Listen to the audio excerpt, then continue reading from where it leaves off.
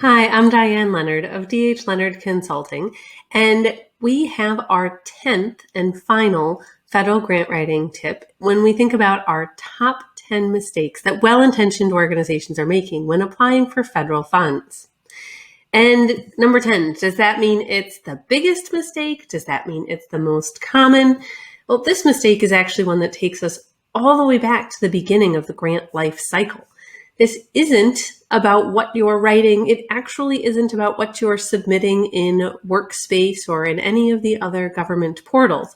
Rather, this is about how you, your colleagues, your organization as a whole, how you honestly assess the grant readiness of your organization when it comes to pursuing federal grants in the first place.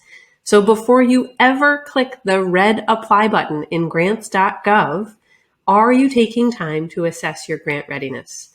The reason that this is one of the top mistakes is because we see many well-intentioned organizations that are not pausing to have this conversation. They're excited about the federal opportunity. They're excited about the multi-year grant. They're excited about the possibility of the scale-up funding or the validation funding or the funding for the brand new cool pilot idea or new technology. And that's great to have the excitement. But does your organization really have the capacity to apply for the funding, to manage the funding, to implement the project the way that you're designing it? These are a lot of questions that we have to address when it comes to grant readiness. This sounds like it's going to be something that's a bit of an opinion, something that could maybe even be debated between leadership, across staff members, maybe across staff and board. So when we think about federal grant readiness, I want to make sure that you know that there's a free tool that we offer. It's called the GRASP tool.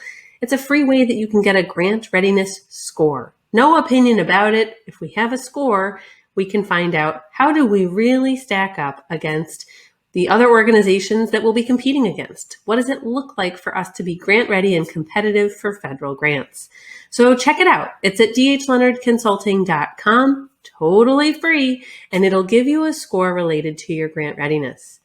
If you're thinking about federal funding, ideally, I want to see you score 75 or higher in that tool. So when you get your results, let's be looking for a 75 or higher, or quite frankly, you've got a little bit of homework to do before you continue. Well, we did it. We've got 10 different federal grant writing related tips here at Don't Let Grants Stress You Out.